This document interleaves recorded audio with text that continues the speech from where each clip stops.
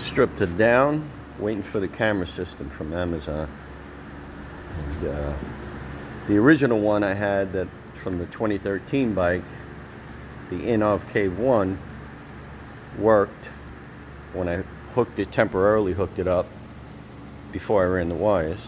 After I run the wires, it drops dead on me. The front camera didn't work, the rear camera did, so I just ordered another one from Amazon, because I ordered the in-off K3. They told me 5 to 8 days, you know, and on the 9th day they still haven't shipped it from China, so I wasn't about to wait. I temporarily put a GoPro on the front, and I had a regular video camera on the back, strapped to the rear passenger backrest. So that worked for what I needed it for. And in the meanwhile, so I'll make a video when I'm done. But right now, this is where we're at, stripped. Okay.